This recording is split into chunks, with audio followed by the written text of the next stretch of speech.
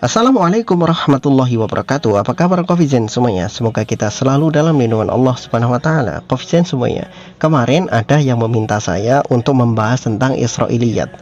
Saya berinisiatif untuk mencari satu kisah tentang Israiliyat yang kemudian alhamdulillah saya dapatkan juga dari salah satu komentar dari para netizen juga kemarin tentang masalah babi. Ada yang berkomentar bahwa tetangga Nabi Musa alaihi salam itu bapaknya dan ibunya ada yang dikutuk, tetapi anaknya ini justru menjadi tetangganya Nabi Musa alaihissalam di dalam surga.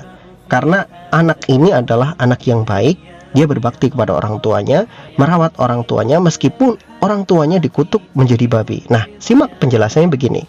Saya tidak bisa mendapatkan kisah ini secara utuh dari kitabnya, tapi saya ambil dari beberapa website yang menjelaskan tentang kisah ini. Dikutip dari kitab Birrul Walidain, ya, dalam kutipan-kutipannya itu dikatakan bahwa pernah Nabi Musa alaihissalam bermimpi dia punya seorang tetangga yang tinggal di surga, seorang pemuda yang sangat soleh luar biasa jadi tetangganya. Dan ternyata orang itu betul-betul ada di dunia nyata di samping rumahnya Nabi Musa alaihissalam, tidak jauh dari rumahnya Nabi Musa alaihissalam. Ketika beliau bangun dari mimpinya itu, beliau sangat kaget bagaimana bisa orang ini menjadi tetangganya di surga. Kemampuan apa, kehebatan apa yang dia miliki sampai menjadikan dia sebagai penghuni surga dan jadi tetangganya Nabi Musa alaihissalam. Maka dicari tahulah Nabi Musa alaihissalam tentang pemuda ini tadi. Maka mampirlah Nabi Musa ke rumahnya. Dia lihat seorang pemuda yang sangat luar biasa tampan dengan perilaku yang baik, sopan santun. Kemudian meminta izin masuk ke rumahnya. Dan begitu terkejutnya Nabi Musa alaihissalam. Kenapa? Karena ketika masuk ke dalam rumahnya, ternyata si pemuda ini sedang memandikan 2 ekor babi. Selesai dimandikan babi yang pertama, dicium, dipeluk, kemudian dihanduki seperti memandikan anaknya sendiri atau memandikan sesuatu yang sangat berharga. Babi satu selesai, babi yang kedua juga diperlakukan seperti itu. Nabi Musa itu heran, kok bisa orang seperti ini jadi tetangganya di surga? Kemudian ditanyalah Nabi Musa alaihissalam kepada orang pemuda tadi itu, wahai pemuda, agamamu apa? Kemudian orang itu berkata kepada Nabi Musa, wahai Nabiullah, saya ini beragama sama dengan agamamu, Tuhanku Allah dan engkau adalah Nabi serta Rasul yang telah diutus kepada kami. Lalu kenapa engkau memelihara babi, bahkan engkau memandikannya layaknya sesuatu yang sangat berharga bagimu? Kemudian pemuda itu sambil mengucapkan kata-kata yang sangat luar biasa, sambil meneteskan air mata, dia bercerita, wahai Nabi Musa alaihissalam, wahai Nabiullah Musa, suatu hari kami pernah berjalan, tiba-tiba ada satu sambaran petir yang sangat dahsyat dari langit, dan itu menyambar kedua orang tuaku. Tapi pada saat sambaran itu terjadi, aku segera ke sana. Aku tidak mendapati jasad kedua orang tuaku. Yang aku temukan adalah 2 ekor babi ini. Kenapa? Karena orang tuaku keduanya pernah melakukan dosa yang sangat besar di mata Allah Subhanahu wa taala, sehingga mereka dikutuk oleh Allah Subhanahu wa taala menjadi 2 ekor babi. Maka 2 orang tuaku ini yang sudah Allah kutuk menjadi babi, aku tetap pelihara mereka, aku tetap perlakukan mereka seperti orang tuaku sendiri.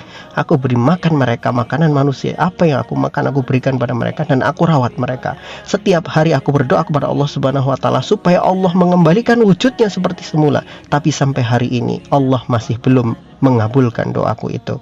Maka Nabi Musa pun menangis mendengar apa yang dikatakan oleh pemuda itu. Dan Nabi Musa alaihissalam pun kemudian berdoa kepada Allah Subhanahu wa taala memberikan rahmat kepada pemuda.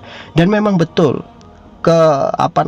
kesungguhan seorang pemuda itu mengantarkan suatu hari orang tuanya, berkat doa si pemuda itu, kedua orang tuanya yang dikutuk jadi babi berubah lagi menjadi manusia seutuhnya seperti semula, disebabkan karena doa-doa yang kontinu.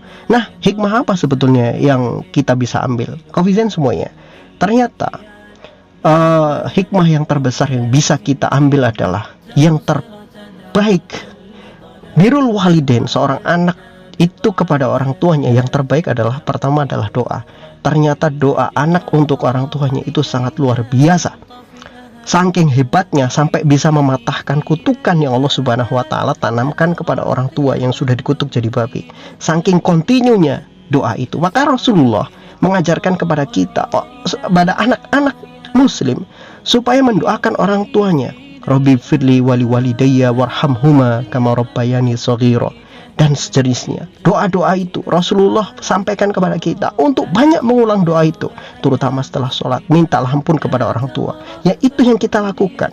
Dan apalagi ketika orang tua sudah meninggal, doa anak itulah yang akan jadi cahaya mereka di dalam kuburnya.